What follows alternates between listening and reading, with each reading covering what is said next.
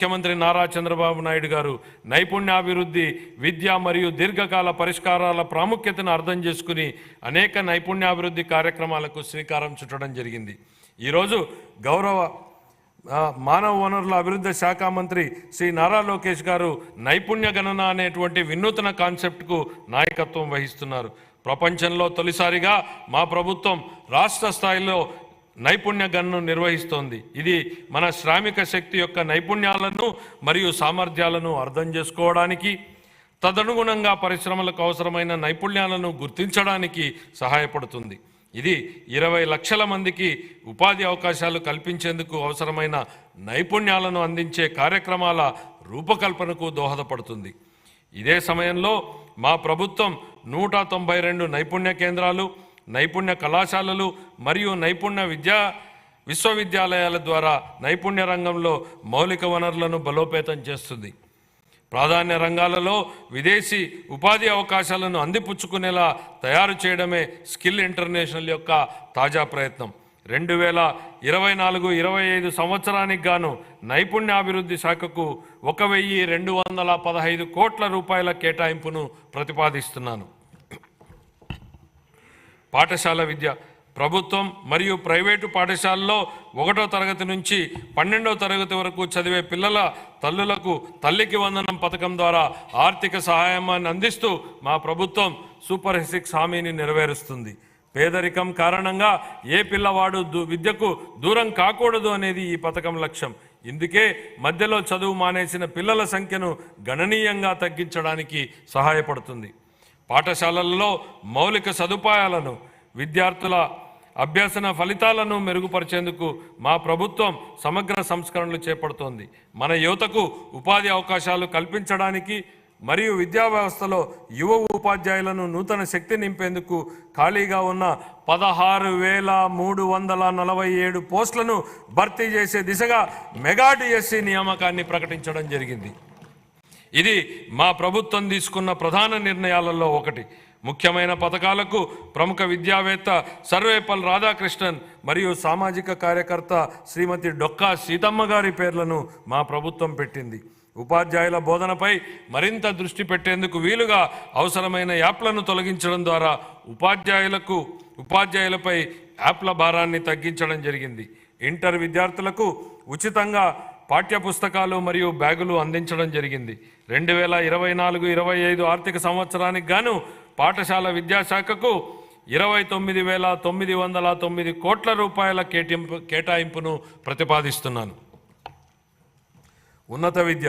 Swarnandhra vision 2047లో భాగంగా మా ప్రభుత్వం రాష్ట్రంలోని అన్ని విశ్వవిద్యాలయాలను బలోపేతం చేయడానికి, ఖాళీగా ఉన్న పోస్టులను భర్తీ చేయడానికి జాతీయ సంస్థాగత స్థాయి చట్రంలో అత్యున్నత స్థాయి విశ్వవిద్యాలయాలుగా అవతరించడానికి చొరవ తీసుకుంటోంది. అమరావతి, తిరుపతి మరియు విశాఖపట్నంలో కనీసం 3 విజ్ఞాన నగరాలను ఏర్పాటు చేయాలని మా ప్రభుత్వం లక్ష్యంగా పెట్టుకుంది. నాణ్యమైన విద్యకు అత్యంత నైపుణ్యం కలిగిన అధ్యాపకులు అవసరమని గుర్తించి వచ్చే 3 ఏళ్లలో 18,000 మంది అధ్యాపకులకు శిక్షణాభివృద్ధి కార్యక్రమాలను ప్రతిపాదించడం జరిగింది. 2024 డిసెంబర్ నుండి 2.5 లక్షల మందికి పైగా విద్యార్థులకు వృత్తి శిక్షణను సులభతరం చేయడానికి NASSCOM, future skills, Eduskills, Salesforce, Microsoft వంటి ప్రతిష్టాత్మక సంస్థలతో మా ప్రభుత్వం అవగాహన ఒప్పందాలను కుదుర్చుకుంది. సమాచార సాంకేతిక మరియు ఆధారిత రంగాలు, బ్యాంకింగ్, ఆర్థిక సేవలు, బీమా సేవలు, వనరులను సమకూర్చే సేవలు, చిల్లర వర్తకము మరియు ఆరోగ్య సంరక్షణ వంటి వివిధ రంగాలలో 5,000 రూపాయల నుండి 15,000 రూపాయల మధ్య వేతనాన్ని అందించే అప్రెంటిస్షిప్తో కూడిన డిగ్రీ విద్యను మా ప్రభుత్వం ప్రవేశపెట్టింది. 2024 ఆర్థిక సంవత్సరానికి గాను ఉన్నత విద్యాశాఖకు 2,326 కోట్ల రూపాయల కేటాయింపును ప్రతిపాదిస్తున్నాను. ఆరోగ్య సంరక్షణ. పౌరులకు సరసమైన మరియు నాణ్యమైన ఆరోగ్య సంరక్షణ సేవలను సకాలంలో అందించడం మా ప్రభుత్వం యొక్క మొదటి ప్రాధాన్యత. అందరికీ ఆరోగ్యం లక్ష్యంగా మా ప్రభుత్వం ఆరోగ్య రంగంలో సమగ్ర సంస్కరణలు చేపడుతోంది. హృదయ సంబంధ వ్యాధులకు వ్యాధులు పెరుగుతున్న దృష్ట్యా అవసరమైన పరికరాలు మరియు మానవ వనరుల శిక్షణ అందించడం ద్వారా స్టెమీ ప్రోగ్రాంని ప్రారంభించాలని యోచిస్తున్నాం. రాష్ట్ర వ్యాప్తంగా సమగ్ర క్యాన్సర్ స్క్రీనింగ్ కార్యక్రమాన్ని ప్రారంభించడం ద్వారా క్యాన్సర్ కేసులను గుర్తించి వైద్య కళాశాలల్లో వైద్యం కోసం చేరే సౌకర్యాన్ని కల్పించింది.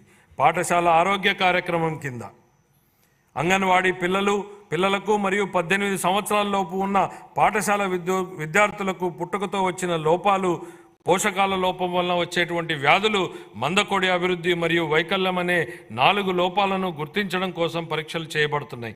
రాష్ట్రంలో ప్రాథమిక ఆరోగ్య కేంద్రాల నుంచి సాధారణ ఆసుపత్రుల వరకు అన్ని రకాల వైద్య సదుపాయాలను మెరుగుపరచడం జరుగుతుంది. మా ప్రభుత్వం డాక్టర్ ఎన్టీఆర్ వైద్య సేవా ట్రస్ట్ వంటి ప్రతిష్టాత్మక కార్యక్రమాలు, 108 మరియు 104 ఆరోగ్య సేవల పునరుద్ధరణ మరియు జాతీయ ఆరోగ్య మిషన్ కింద కుటుంబ సంక్షేమ కార్యక్రమాలను సమగ్రంగా అమలు చేయడం జరుగుతుంది. మాతా శిశు సంరక్షణలో జాతీయ సగటు కంటే మన రాష్ట్ర సగటు మెరుగ్గా ఉంది. తల్లులు మరియు పిల్లల శ్రేయస్సును పెంచే కార్యక్రమాలను అమలు చేయడం ద్వారా దీన్ని మరింత మెరుగుపరచడానికి చర్యలు తీసుకుంటున్నాం. 2024-25 ఆర్థిక సంవత్సరానికి కానీ వైద్య ఆరోగ్య శాఖ కోసం 18,421 కోట్ల రూపాయల కేటాయింపును ప్రతిపాదిస్తున్నాను. పంచాయతీరాజ్ మరియు గ్రామీణాభివృద్ధి. మహాత్మా గాంధీ ఇలా అన్నారు, భారతదేశ ఆత్మ గ్రామాలలో ఉంటుంది అని. గౌరవనీయ ఉప ముఖ్యమంత్రి శ్రీ కొణిదెల పవన్ కళ్యాణ్ గారి సమర్థ నాయకత్వంలో స్థానిక స్వపరిపాలన నిజమైన స్ఫూర్తితో ప్రోత్సహించడం ద్వారా పంచాయతీరాజ్ వ్యవస్థకు పూర్వవైభవం తీసుకురావడానికి ఇప్పటికే మా ప్రభుత్వం చాలా కార్యక్రమాలు చేపట్టింది. ప్రణాళిక ప్రక్రియలో భాగంగా అన్ని గ్రామ పంచాయతీల క్రియాశీలక భాగస్వామ్యంతో ఉపాధి హామీ పథకం ఆమోదం కోసం ఆగస్టు 23న ఒకే రోజులో 13,326 గ్రామాలలో పంచాయతీలలో ప్రత్యేక గ్రామ సభలు నిర్వహించడం అనేది ఒక ప్రపంచ రికార్డు. మన రాష్ట్రంలోని అన్ని గ్రామాలలో సిమెంట్ రహదారులను ప్రారంభించడంతో కార్యాచరణ ప్రణాళిక అమలు ప్రారంభమైంది. స్వాతంత్ర దినోత్సవం మరియు గణతంత్ర దినోత్సవాల నిర్వహణ ఖర్చుల క్రితం చిన్న పంచాయతీలకు 100 రూపాయల నుండి 10,000 రూపాయలకు, పెద్ద పంచాయతీలకు 250 రూపాయల నుండి 25,000 రూపాయలకు పెంచి సర్పంచుల ఆత్మగౌరవాన్ని పునరుద్ధరించడం జరిగింది. స్వర్ణ పంచాయతీల కార్యక్రమం కింద పంచాయతీల అభివృద్ధికి ప్రభుత్వం దార్శనిక ప్రణాళికను చేపట్టింది. 2024 మార్చి నుండి పంచాయతీరాజ్ సంస్థలకు రావాల్సిన 15వ ఆర్థిక సంఘం నిధులను 998 కోట్ల రూపాయలను ప్రభుత్వం 24 ఆగస్టు నెలలో విడుదల చేయడం జరిగింది. గ్రామీణ పేదలకు సుస్థిర జీవనోపాధిని అందించడానికి మరియు గ్రామీణ ప్రాంతాలలో మన్నికైన ఆస్తులు సృష్టించడానికి మా ప్రభుత్వం మహాత్మా గాంధీ జాతీయ గ్రామీణ ఉపాధి హామీ పథకం కింద 16 శాఖల సమన్వయంతో వివిధ వినూత్న కార్యక్రమాలని అమలు చేస్తోంది. 2024-25 సంవత్సరంలో ఇప్పటి వరకు 1.2 మిలియన్లకు పైగా కుటుంబాలకు 100 రోజుల వేతన ఉపాధిని పొందాయి. ఉద్యానవనం, సేద్యపు కుంటలు, పశు సంవర్ధక ఆవాసాలు వంటి ప్రాజెక్టులతో పాటు పైకప్పు నీటి సంరక్షణ, ఇంకుడు గుంతలు, చెక్ డ్యాంలతో పాటు సహజ వనరుల నిర్వహణ ప్రాజెక్టులు చేపట్టడం జరిగింది. గ్రామీణ ప్రాంతాలలో ప్రతి పేద కుటుంబాన్ని పేదరికం నుండి బయటపడేట్లు చేసేందుకు మా ప్రభుత్వం కట్టుబడి ఉంది. ప్రధానమంత్రి ఉపాధి కల్పన కార్యక్రమం, ప్రధానమంత్రి సూక్ష్మ ఆహార సంస్థల అధికారీకరణ, ప్రధానమంత్రి స్వనిధి పథకం మరియు ప్రధానమంత్రి విశ్వకర్మ వంటి వివిధ కేంద్ర ప్రభుత్వ రాయితీ పథకాలతో అనుసంధానం చేయడం ద్వారా స్వయం సహాయక బృంద సభ్యుల జీవనోపాధికి మా ప్రభుత్వం కార్యక్రమాల మద్దతును ఇస్తున్నాయి. ఈ వినూత్న కార్యక్రమాల అమలు ద్వారా స్వయం సహాయక బృంద సభ్యులు ఆదాయాన్ని పెంచడంతో పాటు అనధికార ఉపాధి అవకాశాలను పెంచడం కూడా మా ప్రభుత్వం లక్ష్యంగా పెట్టుకుంది. అదనంగా ఓపెన్ నెట్వర్క్ డిజిటల్ కామర్స్ను ప్రోత్సహించడం ద్వారా మా ప్రభుత్వం స్వయం సహాయక బృంద మహిళలకు వారి వ్యాపారాలను విస్తరించుకోవడానికి వీలు కల్పిస్తోంది. వారి ఉత్పత్తులను మార్కెట్లకు చేర్చడానికి విస్తృతంగా అవకాశాలను కల్పిస్తూ మరియు వారి అమ్మకాల సామర్థ్యాన్ని మెరుగుపరచడంలో ఇది వారికి ఉపయోగపడుతుంది. ఈ వ్యూహాత్మక విధానంలో ఆర్థిక సహాయం, నైపుణ్యాభివృద్ధి మరియు డిజిటల్ అవుట్రీచ్ల మిళితం అవడం వలన స్వయం సహాయక బృంద సభ్యులు స్థిరమైన ఆదాయాభివృద్ధిని పెంచుకోగలుగుతారు. ఆంధ్రప్రదేశ్ గ్రామీణ రహదారుల అనుసంధాన ప్రాజెక్టు ద్వారా 1574 పనులను పూర్తి చేయడం జరిగింది. ఈ ప్రాజెక్టు 2134 ఆవాసాలను 2855 కిలోమీటర్ల రహదారులతో కలుపుతుంది. అదనంగా 164 రహదారులు మరియు వంతెనల ప్రాజెక్టులు కూడా కొనసాగుతున్నాయి. 2024 ఆర్థిక సంవత్సరానికి గాను పంచాయతీరాజ్ గ్రామీణాభివృద్ధి శాఖకు 16,739 కోట్ల రూపాయల కేటాయింపును ప్రతిపాదిస్తున్నాను. పట్టణాభివృద్ధి. గత ప్రభుత్వ హయాంలో పట్టణ ప్రాంతాలు తీవ్ర నిర్లక్ష్యానికి గురయ్యాయి. రాష్ట్ర వ్యాప్తంగా పురపాలక సంఘాలలో పారిశుద్ధ్యం లోపించింది మరియు వ్యర్థాల నిర్వహణ లోపం వలన టన్నుల కొద్దీ వ్యర్థాలు మరియు పూడిక పేరుకుపోయాయి. మా ప్రభుత్వం ప్రణాళికాబద్ధంగా సుస్థిర పట్టణాభివృద్ధికి కట్టుబడి ఉంది. విశాఖపట్నం, కాకినాడ, విజయవాడ, గుంటూరు, తిరుపతి, కర్నూలు తదితర ప్రధాన నగరాలను అభివృద్ధి చేయనున్నాం.